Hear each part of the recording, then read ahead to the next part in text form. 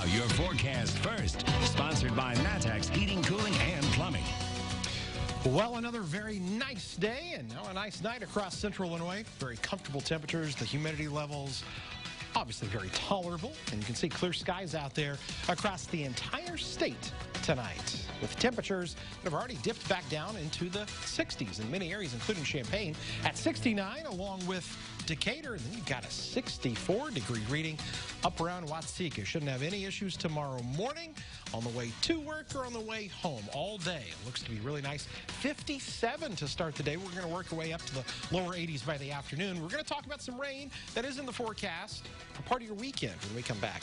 WCIA 3 News starts right now. Now from WCIA 3 News. A superintendent is out of a job and being investigated. Now parents want to know why. I think that people see it as an issue of basic fairness. Plus, some with developmental disabilities make less than the minimum wage, why there's a debate about whether they should be paid more.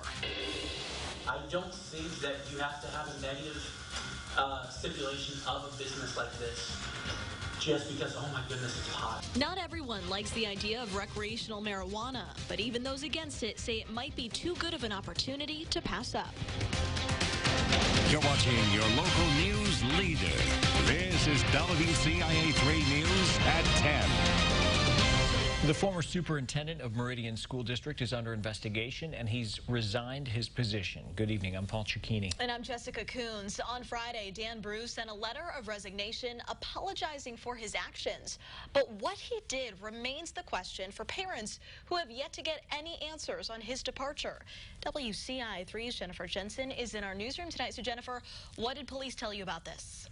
Jessica, the Macon County Sheriff's Office is remaining very tight-lipped about this. When I asked when the investigation started and what it was about, they wouldn't give any details. In Dan Bruce's resignation letter, he said, quote, "I apologize for putting the district in a poor light and hope that the district can move on from this ordeal." But no other background information was stated. The school board says they, quote, "will work diligently to move forward from this departure," end quote. The board president told me they will not be sharing any other details about this right now.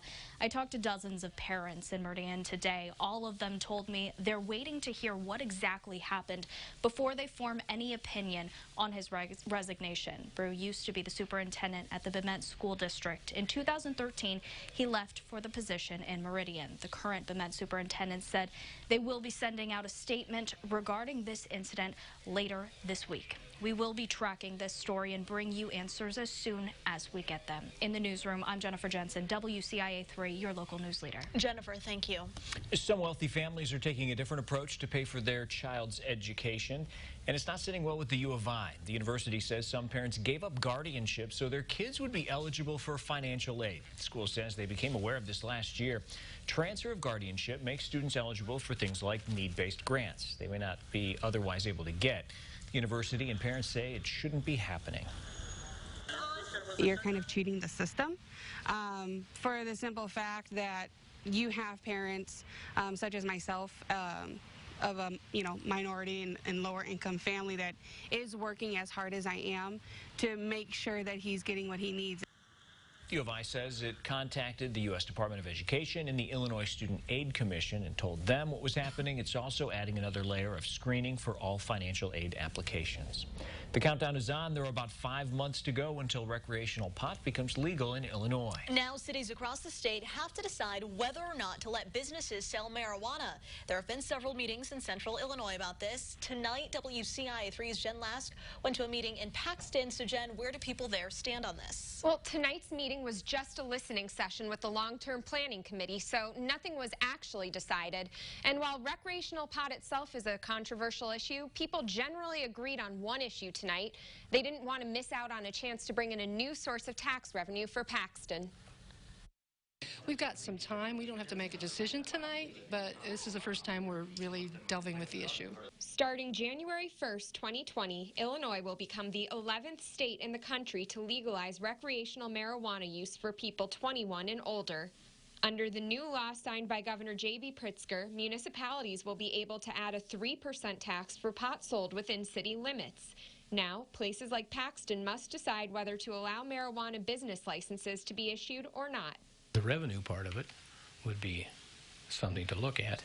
There'll be some tax coming back to the city on that. But then you wonder what it's going to be like when everybody's, will have the ability to purchase marijuana. Mayor Bill Ingold says city leaders haven't decided what they want for Paxton yet, so just have a conversation about it. There will be no decisions made tonight. At the meeting, people said they're worried if Paxton's not selling pot, people will just go somewhere else. And to deny the revenue of what you have already stated, which is a high taxable, the state can allow tax, the city can allow tax, for us not to allow that to come in for fear of smoking, like you said, would be naive. People pointed to school construction costs and pothole repairs as reasons for allowing marijuana sales. I would love to see the city of Paxton at least allow the opportunity for someone to try. If it fails in town, it fails. But I'd love for them to fail because it just didn't work, rather than fail because we as a town decided to outlaw it. Mayor Ingold told me if the city decides to move forward with allowing marijuana sales, it would need at least a month to create an ordinance and vote on it. Jess, back to you. A lot of decisions to be made. All right, Jen, thank you. Here's a breakdown of how the state will tax recreational marijuana next year. Illinois will add a 10% tax on all pot products with no more than 35% THC and a 25% tax on all pot products with more than 35% THC. Edibles will have a 20% tax. New at 10, one person was taken to the hospital after a two-car crash and a rollover in downtown Champaign.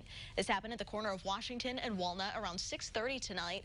Police are still investigating, but say it looks like one of the vehicles ran a red light. The driver of the car was taken to the hospital but should be okay. Police say no one in the SUV was hurt. The street was blocked off to clear the debris. You'll soon have to pay more if you break Scott's law. The governor signed a bill today increasing the fines. 2 state troopers were killed earlier this year by drivers who didn't move over. If a driver hurts or kills another person while violating Scott's law now, they could spend 1 to 3 years behind bars. The governor also signed a bill that's a big win for environmentalist groups. The Coal Ash Pollution Prevention Act makes sure polluters, not taxpayers, pay for the cleanup of coal ash pits. Ash is the toxic byproduct of burning coal. Advocates in Vermilion County are familiar with it. They have been fighting to clean it from the Middle Fork River. Vistra owns the former Dynegy power plant over there. The company says it does not have a comment on how this bill could affect its new plan for the Middle Fork Bank Stabilization Project. Nearly half of the Democrats running for president took a debate stage in Detroit tonight. 2 Senators Bernie Sanders and Elizabeth Warren recently shared our story highlighting how Goodwill illegally pays workers with disabilities below the minimum wage. Today, Capitol Bureau Chief Mark Maxwell visited a support center for workers with disabilities to learn more about how that pay scale works and to understand why it exists. Hi, Donna. How are you? Hi, thank you. Nice to see you. How are you doing, Greg? Yeah? Greg O'Connor runs Spark. It's a support program for people with developmental disabilities. Under a special U.S. Department of Labor program, workers like Donna get paid below the minimum wage, either for how much they produce or how fast they can complete their tasks.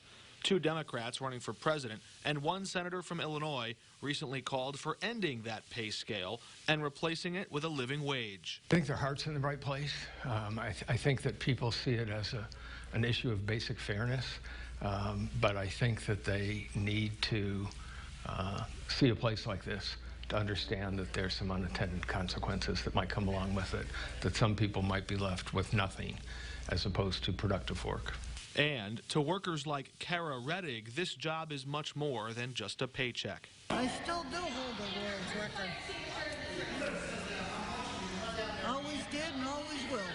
Kara organizes coat hangers as fast as she can before uniform rental company Aramark uses them. And then bad ones over there and good ones over there. And I'm still the world's record of them, too. I love it. I love my job here. It is magical. Denise Corcoran-Shanker started working here 7 years ago and immediately got hooked, in part because of how happy and how proud Kara and her coworkers are to come to work every day. They're very proud of their work. They have an enormous sense of dignity. They want to give back to the community. What they're able to enjoy every day that we don't seem to be able to enjoy, I wish we could bottle that because it is magical.